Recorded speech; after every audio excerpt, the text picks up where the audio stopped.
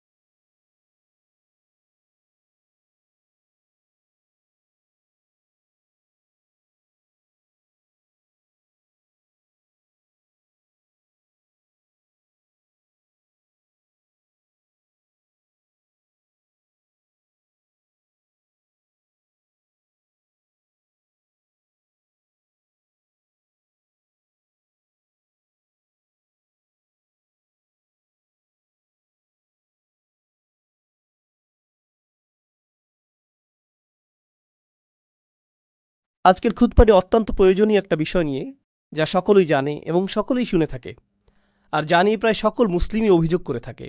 আর তা হলো উম্মার মাঝে ঐক্য এবং আমাদের সকলের একতাবদ্ধ হয়ে অবিচ্ছিন্ন একটি ভ্রাতৃত্বের সম্পর্ক গড়ে তোলা। এটা এমন বিষয় যা আপনি প্রতিদিনই লঙ্ঘিত হতে দেখবেন। আর আমরা সকলেই জানি যে উম্মার মাঝে দুর্বলতা এসেছে ঐক্যের অভাব থেকেই। যদি আমরা একটা ঐক্যবদ্ধ শক্তি হতাম, এমনকি 4টি পরিবার ঐক্যবদ্ধ হলে, 4টি গোত্র ঐক্যবদ্ধ হলে, 4টি শহর ঐক্যবদ্ধ হলে, 4টি দেশ ঐক্যবদ্ধ হলে সেটা একটা শক্তিতে পরিণত হয়, তাহলে গোটা পৃথিবীর 20% মানুষ সম্পর্কে আপনি কি বলবেন? তো এটা এমন একটা দুর্বলতা যা সম্পর্কে আমরা সকলেই অবগত। একই সাথে যখন আমরা ইসলামের শত্রু এবং এই উম্মার শত্রুদের ক্ষমতা এবং শক্তিমত্তা নিয়ে কথা বলি, যখন আমরা ইসরায়েলের মতো গণহত্যাকারী উন্মাদদের কথা চিন্তা করি, যা বিশ্ববাসীর চোখের সামনে নির্বিচারে গণহত্যা চালিয়ে যাচ্ছে, আর মুসলিমরা দাঁড়িয়ে দাঁড়িয়ে তা দেখছে, আমাদের মাঝে হতাশা আসে নিজেদের দুর্বলতার জন্য। কিন্তু আপনি হতাশ হওয়ার মাধ্যমে আর রাগান্বিত হওয়ার মাধ্যমে এর সমাধান করতে পারবেন না। কেন আমরা পক্ষাঘাতগ্রস্ত হয়ে রয়েছি? এই প্রশ্নটির সবচেয়ে যুক্তিসঙ্গত উত্তর হল, আমরা ঐক্যবদ্ধ নই, আমাদের একক কণ্ঠ নেই, আমরা একক সত্তা হিসাবে কথা বলি না। আর আপনি সেটা অর্জনই বা করবেন কিভাবে? এটা অর্জন করাকে প্রায় অসম্ভব বলে মনে হয়। শত্রুদের উপায় উপকরণগুলোর কথা আপাতত ভুলে যান। যারা উম্মার অনিষ্ট চায় তাদের অর্থনৈতিক, প্রযুক্তিগত, অর্থসংস্থানগত, সামরিক উপায় উপকরণগুলোর কথা ভুলে যান। সেটা এমনকি বড় কোনো সমস্যাও না। প্রকৃত সমস্যা হলো আভ্যন্তরীণ সমস্যা। প্রকৃত সমস্যা হলো আমাদের নিজেদের ভিতরে যা রয়েছে। আমি উম্মার ঐক্য নিয়ে ভাষা ভাষা কোনো বক্তব্য দিয়ে ক্ষান্ত হতে চাই না, কারণ আপনারা এরকম হাজার হাজার বক্তব্য শুনেছেন, আমিও শুনেছি। এজন্য আমি আসলেই সমস্যার গোড়া থেকে শুরু করতে চাই। আসুন বিষয়টা নিয়ে ভিন্নভাবে চিন্তা করি। ধরুন আপনি চমৎকার একটা ভূমি দেখতে পেলেন, যেখানে কোনো কিছু জন্মাচ্ছে না, এটাতে কোনো কিছু জন্মাচ্ছে না। আর আপনি বলছেন, এখানে কেন কিছু জন্মাচ্ছে না? কি হলো এই ভূমিটার? আপনি তো কোনো বীজ বপন করেননি, আপনি মাটির যত্ন নেননি, আপনি সেচ দেননি, আর এখন অভিযোগ করছেন যে এখানে কিছু জন্মাচ্ছে না কেন? আপনি বীজ বপন করলেন, সেচ প্রদান করলেন, পর্যাপ্ত সূর্যের আলো নিশ্চিত করলেন, এটাও নিশ্চিত করলেন যে নিয়মিত পোকামাকড় এবং আগাছা পরিষ্কার করা হচ্ছে। যদি আপনি তা না করেন, তাহলে অভিযোগ করার কোনো অধিকার আপনার নেই। আর যদি আপনি তা করেন, যদি আমি তা করি, সেক্ষেত্রেও আমি গতকাল একটা বীজ বপন করে আজকেই বলতে পারি না যে আমার গাছ কোথায়, কেন আমি কোনো গাছ দেখতে পাচ্ছি না, এরপর তা ভুলেই গেলেন। কেন আমি দুশ্চিন্তা করছি? আমার এত খেয়াল করারই বা দরকার কি? পরিপক্ক চিন্তা এভাবে কাজ করে না। এভাবে আমরা শক্তি অর্জন করব না। আপনাকে একটা বিষয় তত্ত্বাবধান করতে হবে, উন্নতি সাধন করতে হবে, আবাদ করতে হবে, এরপরে অবশেষে আপনি ফলাফল পাবেন। আমরা এখানে মুসলিম ঐক্য নিয়ে কথা বলছি। একটা মুহূর্তের জন্য মুসলিমদের কথা ভুলে যান। এমন মানুষদের কথা চিন্তা করুন যারা আল্লাহ এবং রসুল সাল্লাল্লাহু আলাইহি সাল্লামের ভালোবাসার জন্য ঐক্যবদ্ধ না। এমন মানুষদের কথা চিন্তা করুন যারা অর্থের প্রতি ভালোবাসার কারণে ঐক্যবদ্ধ। মাল্টিবিলিয়ন ডলার কর্পোরেশনগুলোর কথা চিন্তা করুন। ওকে, তাদের রয়েছে ভিন্ন ভিন্ন বিভাগ, ভিন্ন ভিন্ন অবস্থান, ভিন্ন ভিন্ন অফিস, আবার সেই অফিসগুলোর ভিতরেও আভ্যন্তরীণ কোন্দল রয়েছে। সেই মানুষগুলো একে অপরের সাথে একত্র নয়, বরং তারা একে অপরের অনিষ্ট করার চেষ্টায় রত। তো এই কোম্পানিগুলো কি করে? তারা মাল্টিমিলিয়ন ডলার ব্যয় করে টিম বিল্ডিং, কোম্পানির সংহতি রক্ষার অনুশীলন, অফিস পার্টি এবং এই ধরনের সকল কার্যক্রম পরিচালনা করে, শুধুমাত্র কর্মচারীরা যাতে একে অপরের সাথে ঐক্যবদ্ধ থাকে, যাতে একে অপরের সাথে অন্তর্গত কোন্দলে না জড়ায় এবং একে অপরের সাথে একত্রতা অনুভব করে। কিন্তু এই পেশাজীবীদেরকে ঐক্যবদ্ধ করার পেছনের কারণটি কি? এই প্রকৌশলীদের, প্রোগ্রামারদের, হিসাবরক্ষকদের, ডিজাইনারদের, সকল মানুষদেরকে যা ঐক্যবদ্ধ করেছে তা হলো আমাদের সকলকে আরও বেশি অর্থ উপার্জন করতে হবে। আর বছর শেষে তারা কি উদযাপন করে? আমাদের বিক্রয় 20% বৃদ্ধি পেয়েছে। এটাই আমাদেরকে ঐক্যবদ্ধ করেছে। এজন্যই আমরা অদম্য একটা শক্তি। তাদের চিন্তায় এই অর্থনৈতিক উদ্দীপনাটাই তাদেরকে ঐক্যবদ্ধ করেছে। এটাই তাদের সম্পূর্ণ প্রেরণাকে তাড়িত করে। তো প্রথম একটা বিষয় আমি আপনাদেরকে বলতে পারি যে এমন মানুষ রয়েছে যারা অন্যথা একে অপরকে ঘৃণা করত, কিন্তু অভিন্ন একটা উদ্দেশ্যে তারা একতাবদ্ধ। আর কখনো কখনো সেই অভিন্ন উদ্দেশ্য তেমন গুরুত্বপূর্ণ নাও হতে পারে। এটা হতে পারে শুধু অর্থ অথবা শুধু খ্যাতি, হতে পারে দুইজন খেলোয়াড় যারা একে অপরকে ঘৃণা করে, কিন্তু তারা একই দলে থেকে এক হয়ে চ্যাম্পিয়নশিপের জন্য লড়াই করে। তারা একই দলে ঐক্যবদ্ধ থাকার অভিনয় করছে। সে বল পাস করা থেকে বিরত থাকবে না এজন্য যে অপর ব্যক্তিটিকে সে পছন্দ করছে না, আর যদি সে এটা করে তাহলে তার ক্যারিয়ার শেষ। তারাও দলবদ্ধ থাকার অভিনয় করে। কিন্তু এই সকল অবস্থায়, আমার দেওয়া উদাহরণগুলোতে এই সকল অবস্থায় একটা বিষয় উপস্থিত: আন্তরিকতার অভাব। আমি শুধু তোমার সাথে ঐক্যবদ্ধ কারণ আমাদেরকে এই খেলায় জিততে হবে। আমি শুধু তোমার সাথে ঐক্যবদ্ধ কারণ আমাদেরকে পণ্য বিক্রয় করতে হবে। এর বাইরে তুমি পাহাড় থেকে নিচে পড়ে যাও, আমার কিছু যায় আসে না। এর বাইরে আমি তোমার সাথে এক কক্ষেও থাকতে চাই না। তুমি যে যুক্তি প্রদান করো আমি সেগুলো সহ্যও করতে চাই না। বুঝতে পারছেন? এখানে বস্তুগত একটা উদ্দেশ্য রয়েছে যা মানুষকে ঐক্যবদ্ধ করেছে। এটা না হলে তারা পরোয়াই করতো না। যখন আপনি রাজনীতির কথা চিন্তা করেন, আপনি ডেমোক্রেটিক এবং রিপাবলিকান পার্টি নিয়ে চিন্তা করেন এবং প্রায় গুরুত্বহীন ইন্ডিপেন্ডেন্স পার্টি নিয়ে চিন্তা করেন, কিন্তু এই দলগুলো নিয়ে যখন চিন্তা করেন আপনি মনে করেন যে ডেমোক্রেটরা সকল ঐক্যবদ্ধ, রিপাবলিকানরা সকল ঐক্যবদ্ধ, কিন্তু একই দলের ভিতরের এই লোকগুলো একে অপরকে অপছন্দ করে। তারা বরং একে অপরকে ধ্বংস করতে ভালোবাসবে, যদিও তারা একই দলের অংশ। তাহসাবুহুম জামিআন ওয়া কুলুবুহুম শাত্তা। আল্লাহ বলছেন, তোমরা কি মনে করেছ তাদের হৃদয়গুলো একতাবদ্ধ? তাদের হৃদয়গুলো ছড়ানো ছিটানো। তো প্রশ্ন উঠছে, যখন আল্লাহ আমাদেরকে এক উম্মাহ হওয়ার আহ্বান জানাচ্ছেন, যে আমাদেরকে এক উম্মাহ হতে হবে, সেক্ষেত্রে আমাদেরকে জানতে হবে যে সেই জিনিসটা কি যা আমাদেরকে ঐক্যবদ্ধ করেছে। ঠিক কোন জিনিসটি আমাদেরকে ঐক্যবদ্ধ করেছে? আর আমাদেরকে ঐক্যবদ্ধকারী প্রেরণাটা যদি আসলে সবচেয়ে শক্তিশালী প্রেরণা হয়, তাহলে সেই ঐক্যটি অত্যন্ত মজবুত হবে। কিন্তু ঐক্যবদ্ধকারী প্রেরণাটি যদি ক্ষীণ হয়, তাহলে ঐক্যটিও দুর্বল হবে। ঐক্যটি সেই জিনিসের মতোই দুর্বল হবে যা আমাদেরকে একত্রিত করেছে। উদাহরণস্বরূপ, এখন আমরা এই মসজিদে বসে আছি, আর আপনারা অনেকেই কাজ থেকে এসেছেন, অনেকে এসেছেন বাসা থেকে, অনেকে এসেছেন আপনাদের ব্যবসা প্রতিষ্ঠান থেকে। আপনারা সকলেই এসে একত্রে এই মসজিদে বসেছেন। পুরুষেরা আছেন, নারীরা রয়েছেন, শিশুরা রয়েছে, আর আমরা সকলেই যারা এখানে একত্রিত হয়েছি, আমরা ঐক্যবদ্ধ হয়েছি আল্লাহর ইবাদত করার অভিপ্রায় নিয়ে। এজন্যই আমরা ঐক্যবদ্ধ হয়েছি। কিন্তু এই আলোচনার পরে আমরা সকলে পৃথকভাবে ফিরে যাব। তো যদিও এখানে আমরা কয়েকশো মানুষ থাকি, কয়েক হাজারও থাকি, আমরা একত্রিত হয়েছি ঠিকই, কিন্তু আসলে আমরা 1000 স্বতন্ত্র ব্যক্তি। আমরা আসলাম এবং একসাথে একটি কাজ করলাম, তারপর আমরা চলে গেলাম, এটুকুই। এটা ঐক্যের বহিঃপ্রকাশ নয়, এটা হলো সম্মিলিত একটা উদ্দেশ্যের বহিঃপ্রকাশ। আমাদের শুধু সম্মিলিত একটা উদ্দেশ্য ছিল। আমাদের সকলের উদ্দেশ্য ছিল জুমার নামাজ আদায় করা, এটুকুই। এটা দ্বারা এটা বোঝায় না যে এই সম্প্রদায়টি ঐক্যবদ্ধ। কোনোভাবেই এটা প্রদর্শন করে না। এখানে আমাদের উদ্দেশ্য হলো ইবাদত করা। কিন্তু আপনি যদি শুধু একটি উদ্দেশ্য দ্বারা ঐক্যবদ্ধ হন, আর এটাই যদি হয় সব, তাহলে যখনই সেই উদ্দেশ্য সমাপ্ত হবে, আপনার ঐক্যও শেষ হয়ে যাবে। অন্য আর কিছুর প্রয়োজন হবে না। আমি শুধু চাই যে আমার সন্তানেরা মসজিদে যাক। আমি শুধু চাই যে আমার সন্তান কিছুটা কোরআন শিখুক। আমি শুধু কোনোভাবে ইসলামের সাথে সম্পর্ক অনুভব করতে চাই, এটুকুই। যদি এটাই আপনার উদ্দেশ্য হয়, তাহলে এটুকুই পাবেন। যখন সেটা পূরণ হবে, আপনার আর কোনো প্রয়োজন থাকবে না। আর কোনো লক্ষ্য থাকবে না। কোরআন ঐক্য সম্পর্কে সম্পূর্ণ ভিন্ন একটা চিত্র অঙ্কন করেছে। এটা কোনো একটা কাজের উপর নির্ভরশীল নয়, এটা বড় একটা ঈদের নামাজের উপর নির্ভরশীল নয়। আর প্রতি বছর আমি একই সাথে হাসি এবং কাঁদি যখন শুনি মানুষ ঈদ কবে উদযাপিত হবে তা নিয়ে মতবিরোধী লিপ্ত। কারণ একই দিনে আমাদেরকে ঈদ উদযাপনের ব্যাপারে ঐক্যবদ্ধ হওয়া উচিত। আমি এই বিষয়ে বলি, আসলেই কি তাই? যদি আমরা সকলেই একই দিনে ঈদ উদযাপন করি, সেটাই আপনার কাছে ঐক্য বলে মনে হয়? নামাজের সেই ২০ মিনিট ঐক্য কি এটুকুই? আপনি এমনকি জানেনও না যে যেই মানুষটির পাশে আপনি ঈদের নামাজ পড়ছেন তার পরিবারের সদস্য হাসপাতালে ভর্তি রয়েছে। আপনি তা জানেন না। আপনি এটাও জানেন না যে এই ব্যক্তিটি ব্যবসায় ক্ষতির শিকার হয়েছে, অথবা এই ব্যক্তিটি তার বাবাকে হারিয়েছেন, অথবা তিনি কাজ হারিয়েছেন, অথবা স্বাস্থ্যগত সংকটের মধ্য দিয়ে যাচ্ছেন। আপনি জানেন না। তো ঐক্য আসলে কি? একটা ছবি যা প্রদর্শন করে যে অনেক মানুষ একসাথে দাঁড়িয়ে রয়েছে, এটাই ঐক্য। আমার যুক্তিতে এটা ঐক্যের কৃত্রিম এবং অর্থহীন মানদণ্ড। আর সেজন্যই যখন আমরা অভিযোগ করি যে আমাদের ঐক্য নেই, আমাদের সেই অভিযোগও অর্থহীন। এটা আমার দেওয়া উদাহরণটির মতোই। আপনি একটা ভূমির সামনে দাঁড়িয়ে আছেন যেখানে কিছু জন্মাচ্ছে না, আর আপনি বলছেন, হেই, এখানে তো কোনো কিছুই দেখছি না, কেন আমার জন্য কিছু জন্মানো অবস্থায় নেই? ইতিমধ্যেই তো আমার বাগানে প্রবেশ করার কথা। না না না, যদি আপনি বাগানের মালি হতে প্রস্তুত না হন, সেক্ষেত্রে অভিযোগ করার কিছুই নেই। তো আসুন একটু পেছনে ফিরে যাই এবং এই বিষয়টা নিয়ে চিন্তা করি। প্রথমত এবং প্রধানত আমি পুরুষ মানুষদের উদ্দেশ্য করে বলবো, পর্দার আড়ালের বোনেরা একটু ধৈর্য ধরুন, আপনাদের পালা আসবে। যদি আজকে নাও হয়, অন্য আরেকদিন বলবো ইনশাআল্লাহ। কিন্তু আজ আমি শুধু পুরুষদের উদ্দেশ্য করে বলবো। মুসলিম সমাজের অনেক পুরুষ মানুষের সাথেই আমার অনেক কথোপকথন হয়েছে, সারা পৃথিবীব্যাপী এবং আমেরিকাতেও। পুরুষ মানুষদের কাছ থেকে অন্যতম একটা অনুভূতির কথা আপনি শুনবেন যে সকলেই আমার কাছ থেকে কিছু চায়। আমার পরিবার আমার কাছে চায়, আমার বাবা মা আমার কাছে চায়, আমার সন্তানেরা আমার কাছে চায়, আমার স্ত্রী আমার কাছে চায়, আমার শ্বশুরবাড়ি আমার কাছে চায়, আমার বস আমার কাছে চায়, আমার সমাজ আমার কাছে চায়। প্রত্যেকেই আমার কাছে কিছু চায়।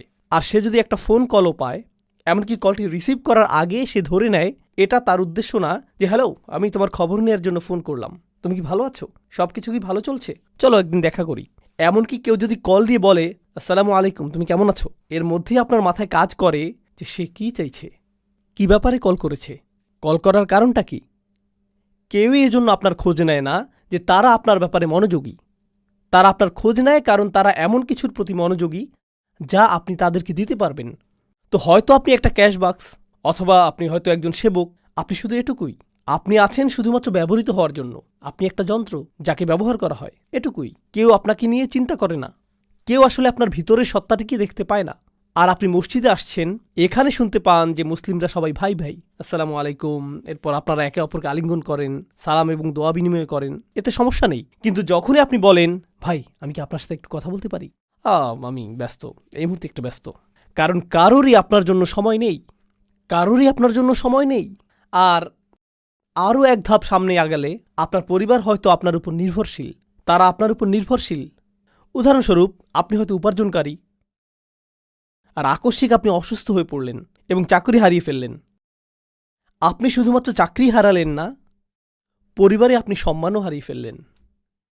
আত্মীয়রা আর আগের মতো আচরণ করছে না। সবসময় তারা আপনাকে কল করত, এখন আর কেউ কলও করে না। তারা আর আপনার খোঁজ নেয় না, খোঁজ রাখে না, বরং যতটা সম্ভব আপনাকে এড়িয়ে চলে। জানেন কেন? কারণ আকস্মিকভাবেই আপনি দানকারীর ভূমিকা থেকে গ্রহণকারীর ভূমিকায় নেমে এসেছেন। তাই কিছু চাইতে পারে এমন কারো থেকে মানুষ দূরে থাকতে চায়। এমনকি আমাদের পরিবারের ভিতরেই যদি এমনটা ঘটে, তাহলে অবস্থাটা কি হতে পারে যখন এই পরিসর বড় হয়ে সমাজ পর্যন্ত বিস্তৃত হয়? তখন কি ঘটে যখন মানুষ অনুভব করে যে কেউ তার কথা চিন্তা করে না? আর আমরা এখানে একটা ভিন্ন ধরনের সমাজে বসবাস করছি। ইউনাইটেড স্টেটস কিন্তু ডেনমার্ক থেকে আলাদা, এটা জার্মানি থেকেও আলাদা, এমনকি এটা কানাডা থেকেও আলাদা। ইউনাইটেড স্টেটস সম্পর্কে এমন কিছু বলছি যা আপনারা নিজেরাও জানেন। এটাকে পুঁজিবাদের নমুনা ধরা হয়। পুঁজিবাদ অর্থ আপনাকে প্রথম হওয়ার প্রতিযোগিতায় নামতে হবে। কেউ আপনার জন্য চিন্তা করবে না, আপনার নিজের চিন্তা নিজেকেই করতে হবে। কেউ আপনার জন্য এগিয়ে আসবে না। আমরা তো শ্বাস প্রশ্বাসের সাথেও পুঁজিবাদ গ্রহণ করছি, আর তার সাথে যোগ হচ্ছে আমাদের সমষ্টিগত জীবন। এটা সত্য যে যদিও আমাদের মধ্যে কিছুটা হলেও সালাম এবং দোয়া বিনিময়ের ভ্রাতৃত্ব সম্পর্ক রয়েছে, এটা নেহাত আনুষ্ঠানিকতার সীমা অতিক্রম করে না। কিন্তু এটা প্রকৃত ভ্রাতৃত্ব নয়। প্রকৃত ভ্রাতৃত্ব পরীক্ষার একটা পদ্ধতি বলে দিচ্ছি। আমি যদি আসলেই সমস্যার মধ্য দিয়ে যাই, তৎক্ষণাৎ এমন কারো কথা কি মনে পড়ে যাকে আমি কল করতে পারি? কাকে কল করার কথা তাৎক্ষণিক আমার মনে পড়ে? মসজিদের ভাইদের কথা কি মনে পড়ে? যাদের সাথে আমি চলি তাদের কথা কি মনে পড়ে? কার কথা মনে পড়ে? আপনি যদি সেরকম কাউকে পান, তাহলে আপনার জীবনে কিছুটা ভ্রাতৃত্ব রয়েছে। কিন্তু আপনি যদি দুইবার ভাবেন, এই ব্যক্তিকে বললে সে আমার সম্পর্কে কি ভাববে, এই ব্যক্তিকে বললে সে কিভাবে এটা আমার বিরুদ্ধে ব্যবহার করবে, আপনাকে যাচাই বাছাই করতে হয় আপনার সমস্যাটি কোনো ব্যক্তিকে খুলে বলবেন কিনা, কারণ আপনি নিশ্চিত না যে সে এই কথা আরও 20 জনের সাথে বলে বেড়াবে কিনা। তখন আপনি ঈদের দিনে উত্তপ্ত আলোচনার বস্তুতে পরিণত হবেন। জানেন ওই ভাইটি আমাকে কি বলেছে, কি ঘটেছে তার সাথে? ও মাই গড! আপনি অন্য কারো উপভোগের গল্পে পরিণত হতে চান না, এই জন্য নিজের মুখ বন্ধ রাখেন। জানেন এর অর্থ কি? আপনার জীবনে ভ্রাতৃত্ব অনুপস্থিত। একজন ইমানদার অপর ইমানদারকে যে সতর প্রদান করার কথা, সেটা আপনার নেই, আপনার তা নেই। আসুন আরও এক ধাপ এগিয়ে যাই, সেই আয়াতটিতে যাওয়ার আগে যা আমি আসলেই আপনাদের সাথে শেয়ার করতে চাই। আরেক ধাপ এগিয়ে যাই। আমাদের সমাজে এমন তরুণ অথবা বৃদ্ধ মানুষ রয়েছেন যারা ব্যর্থ হয়েছেন। ব্যর্থতাও জীবনেরই অংশ। আপনি কোনো পরীক্ষায় অকৃতকার্য হলেন, এটা ঘটতেই পারে। চাকুরির পরীক্ষায় ব্যর্থ হলেন, এটা ঘটতেই পারে। আপনি ধর্ম পালনে ব্যর্থ হতে পারেন। কোনো তরুণ হতাশার শিকার হয়ে মদ্যপান শুরু করতে পারে, এটা ঘটতে পারে।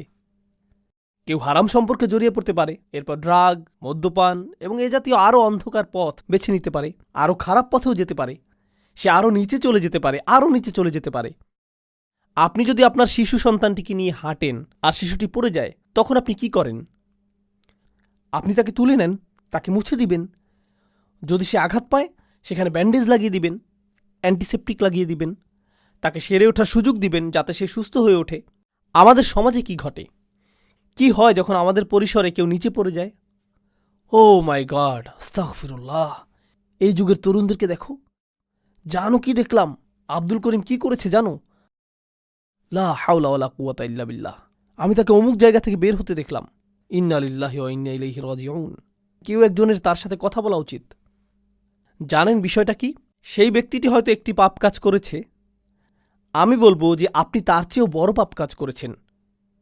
সেটা যদি আল্লাহর বিরুদ্ধে করা অপরাধ হয়ে থাকে, আপনিও তো নিজের মুখ ব্যবহার করে অন্য মানুষের সামনে অপর এক ভাইয়ের মর্যাদা নষ্ট করেছেন। আর আস্তাগফিরুল্লাহ বলছেন যেন আপনি প্রকৃতই তার ভালো চাইছেন। কারণ আপনি যদি প্রকৃতই ভালো চাইতেন, প্রথমত আপনার মুখ বন্ধ থাকত।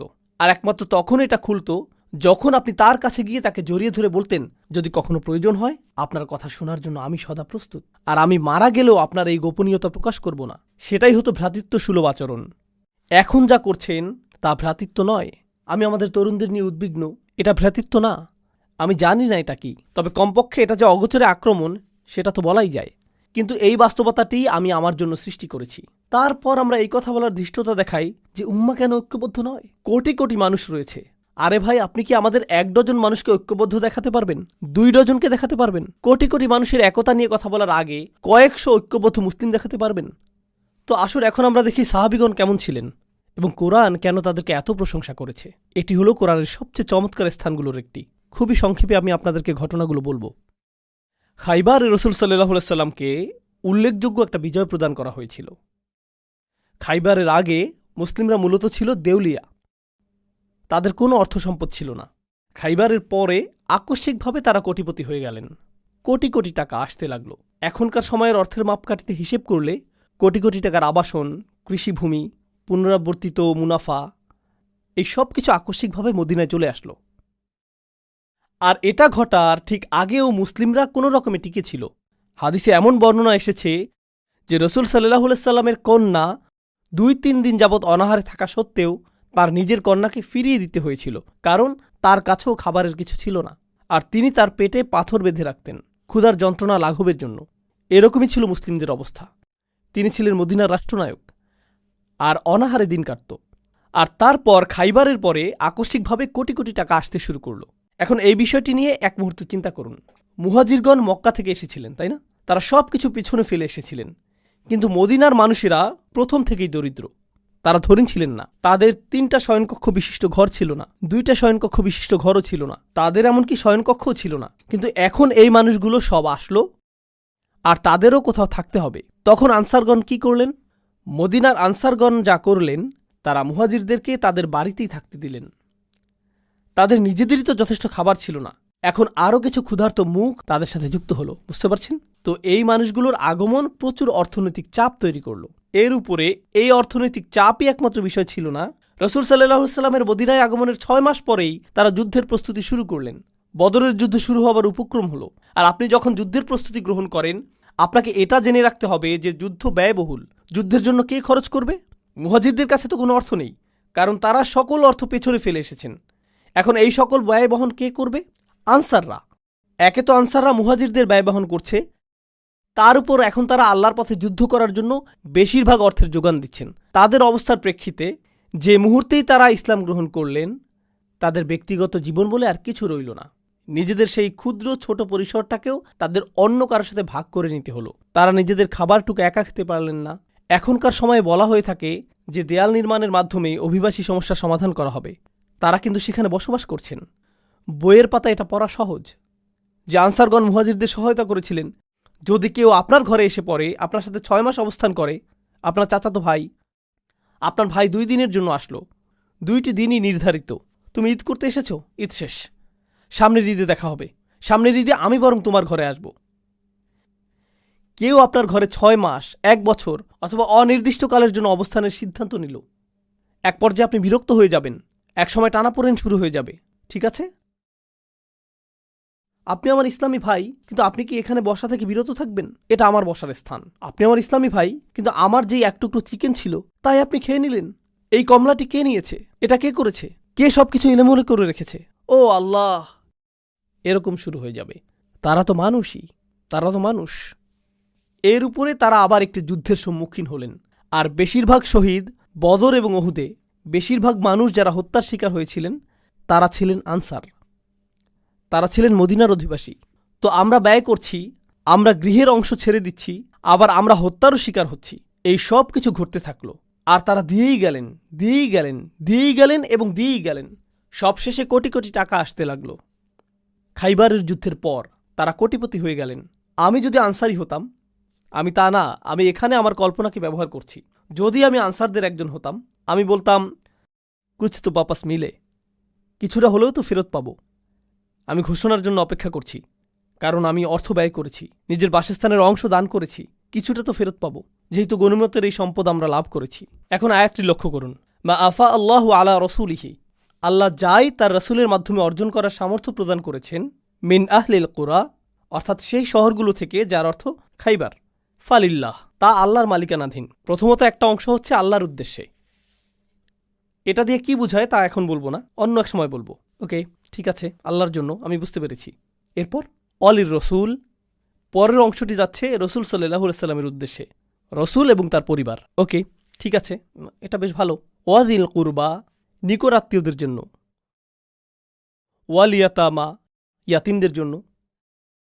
আমি একজন আনসারি হয়ে তাকিয়ে আছি, ঠিক আছে, এতিমরা পাবে, আমি হয়তো এর পরে পাবো। ওয়াল মাসাকিন, গরিব মানুষেরা। ওকে, ঠিক আছে, গরিব মানুষদের পালা শেষ। এখন কি আমার প্রসঙ্গ আসবে? ওয়াবনিস সাবিল, যে মানুষেরা ভ্রমণরত, তাদের সাহায্য প্রয়োজন, কিছু অর্থ তাদের কাছেও যাবে। ঠিক আছে, তারপর এই আয়াতটির শেষে আল্লাহ বলছেন, মা আতাকুমুর রসুলু ফাখুযুহু, আল্লাহ রসুল তোমাদের জন্য যা নীতি নির্ধারণ করেন তা গ্রহণ করো। ওমা নাহাকুম আনহু ফান্তাহু, আর তিনি যা নিষেধ করেন তা থেকে বিরত থাকো। ঠিক আছে, এখন পরবর্তী আয়াত, পরবর্তী গ্রহীতার কথা আসছে। লিল ফুকারা ইল মুহাজিরিন আল্লাযীনা উখরিজু মিন দিয়ারিহিম ওয়া আমওয়ালিহিম ইয়াবতাগুনা ফাদলাম মিনাল্লাহি ওয়া রিদওয়ানা, কপরদকহীন মুহাজিরগণ, যাদেরকে তাদের গৃহ এবং সম্পত্তি থেকে উৎখাত করা হয়েছে, যারা আল্লাহর অনুগ্রহের অন্বেষণ করে এবং তার সন্তুষ্টি কামনা করে, তারাই পরবর্তী গ্রহীতা। এখানে তো অনেকগুলো গ্রহীতা, সকল অর্থ বিভক্ত হয়ে যাচ্ছে, কিন্তু কার কথা এখনও উল্লেখ করা হয়নি? আনসারদের কথা উল্লেখ করা হয়নি। আর আনসারগণই সবচেয়ে বেশি অর্থ ব্যয় করেছিলেন, কিন্তু তাদের কথা এখনও আসেনি। সব শেষে আল্লাহ তাদের প্রসঙ্গ উল্লেখ করে বলছেন, ওয়াল্লাযীনা তাবাওয়াদ-দার ওয়াল ঈমান। শুধু লক্ষ্য করুন কিভাবে আল্লাহ তাদের সম্পর্কে বলছেন। আমি এই সব কিছু বলছি শুধু এটা দেখানোর জন্য যে কি চমৎকারভাবে আল্লাহ তাদের সম্পর্কে বলেছেন। সেই মানুষেরা তাদের ঘর এবং তারা পর্যাপ্ত স্থানের ব্যবস্থা করেছে। ঠিক যেভাবে আপনি আপনার ঘর উন্মুক্ত করেন, তারাও তাদের ঈমানকে উন্মুক্ত করেছিলেন। এখানে আল্লাহ আমাদেরকে একটা বার্তা দিচ্ছেন, আমার মুসলিম ভাইয়ের জন্য কতটুকু স্থান আমি আমার মনে তৈরি করেছি, এটা আমার ঈমানের অংশ। শুধুমাত্র নামাজের মধ্যে ঈমান সীমাবদ্ধ না, আমার মুসলিম ভাইয়ের জন্য যখন আমি হৃদয় উন্মুক্ত করি তাতেও ঈমান রয়েছে। আর আল্লাহ বলছেন এই মানুষগুলো উন্মুক্ত হৃদয়ের অধিকারী। আনসারদের প্রসঙ্গ অনেক পরে এসেছে, কিন্তু আনসারগণ কখনোই সেরকম বোধ করেননি। তারা সেটা অনুভব করেননি। তাদের ঈমানের মতো তাদের হৃদয়গুলো উন্মুক্ত ছিল। তারা তাদের ঘর এবং ঈমান উভয়টি উন্মুক্ত করে দেন। মিন ক্বাবলিহিম, তাদের আগমনের পূর্বেই, ইউহিব্বুনা মান হাজারা ইলাইহিম। কথাগুলো তেলাওয়াত করা খুবই সহজ, কিন্তু অনুধাবন করা খুবই কঠিন। তিনি বলছেন তারা ভালোবাসেন তাদেরকে যারা তাদের কাছে আশ্রয় গ্রহণ করেছেন। ইয়া আল্লাহ, এটা যদি আপনার এবং আমার বিষয়ে বলা হতো, কথাটা এরকম হতো, তারা কোনো রকমের সহ্য করছে তাদেরকে যারা তাদের কাছে আশ্রয় গ্রহণ করেছে। তারা প্রায় তাদেরকে হত্যা করার দ্বারপ্রান্তে পৌঁছে গিয়েছে যারা তাদের কাছে আশ্রয় গ্রহণ করেছে। তারা কামনা করেছে যে যারা তাদের কাছে আশ্রয় গ্রহণ করেছে তারা যাতে নিজ এলাকায় ফিরে যায়। মুনাফিকরাই এই কথাগুলো বলেছিল, লা ইরজা'না ইলাল মাদিনাতি লা ইখরিজান্নাল আ'আজ্জু মিনাল আযাল। এই কথাটাই মুনাফিকরা বলেছিল যে তাদের নিজ এলাকায় ফেরত যাওয়া উচিত। এটাই তারা বলেছিল। তো এর অর্থ কি? আপনার মুসলিম ভাইয়ের জন্য হৃদয় উন্মুক্ত করা, তার সকল প্রয়োজন পূরণ করা, শুধুমাত্র অর্থনৈতিক প্রয়োজনই না, এর দ্বারা শুধুমাত্র অর্থনৈতিক সাহায্যই বোঝাচ্ছে না, এর দ্বারা বোঝাচ্ছে যে আপনি নিজের হৃদয়ে স্থান তৈরি করবেন যাতে কোনো একজন আক্ষরিকভাবেই আপনার গৃহে আশ্রয় পেতে পারে। তাই আল্লাহ বলছেন, ইউহিব্বুনা মান হাজারা ইলাইহিম ওয়ালা ইয়াজিদুনা ফি সুদুরিহিম হাজাতাম মিম্মা উতু। অর্থাৎ যেই দায়িত্ব তাদেরকে প্রদান করা হয়েছে তার কারণে তারা নিজেদের হৃদয়ে কোনো অস্বস্তি রাখে না। তারা কখনোই অস্বস্তি অনুভব করে না কারণ তারা কাউকে সহায়তা করছেন। তারা কখনোই অস্বস্তি বোধ করেন না কারণ সে আমার ভাই, সে আমার বোন, সে আমার পরিবার। আল্লাহ বলেছেন যে সেটা আমার পরিবার। লা ইলাহা ইল্লাল্লাহর এই বন্ধন রক্ত সম্পর্কের চেয়েও বেশি। এটাই একমাত্র গুরুত্বপূর্ণ বিষয়। পরিবার সবার আগে, উম্মাহ সবার আগে, এটাই ছিল তাদের মনোভাব। আপনি অভিবাসন সংকট নিয়ে চিন্তা করেন। আমরা যেহেতু আমেরিকায় বসবাস করছি, আমরা চিন্তা করি মেক্সিকান অভিবাসীদের কথা, অবৈধ অভিবাসী এবং শরণার্থীদের কথা, তাই না? মুসলিম বিশ্বে যান, পাকিস্তানে যান, সেখানে আফগানি অভিবাসীরা রয়েছেন। মালয়েশিয়াতে যান, সেখানে ভারতীয় অভিবাসীরা রয়েছেন, ভারতীয় মুসলিম। বিভিন্ন মুসলিম দেশে যান, সেখানে অন্য দেশের মুসলিম অভিবাসী রয়েছেন। তুরস্কে যান, সেখানে সিরিয়ান অভিবাসী রয়েছেন। আর তারা উভয়ই মুসলিম, তারা উভয়ই মুসলিম। সেখানে বক্তব্যটি কি? মুসলিমদের মনোভাব সেই মুসলিমদের প্রতি যারা তাদের কাছে স্থানান্তরিত হয়েছে, সেই মনোভাবটা কেমন? এই সকল স্থানে এবং অন্য আরও স্থানে ট্রাম্প যেভাবে অভিবাসীদের নিয়ে কথা বলে, তারাও তাদের সম্পর্কে ঠিক সেভাবেই কথা বলে। প্রকৃতপক্ষে তারা এর চেয়েও খারাপভাবে কথা বলে। ট্রাম্প বরং উত্তম বলে।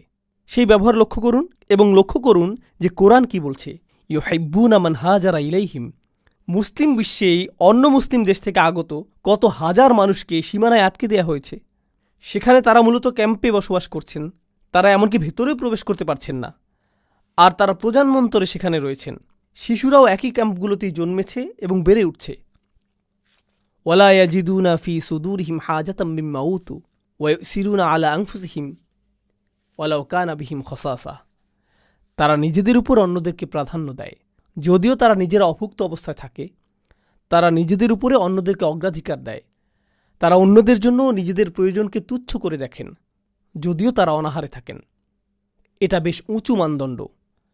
আল্লাহ বর্ণনা দিচ্ছেন যে পরিমাণ অর্থ এসেছে তা নির্ধারিত আল্লাহর জন্য, রাসূলের জন্য, দরিদ্র কপরদক্ষিণ মানুষদের জন্য, মুহাজিরদের জন্য। আর তারপর তিনি আনসারদের কথা অসাধারণভাবে বর্ণনা করলেন। এত দীর্ঘ আয়াত উৎসর্গকৃত হয়েছে শুধুমাত্র আনসারদের জন্য আর তাদের কৃতকর্মের জন্য। আর তিনি শেষ করেছেন এই বলে যে ওমা ইউকা শুহা নাফসিহি ফাউলাইকা হুমুল মুফলিহুন।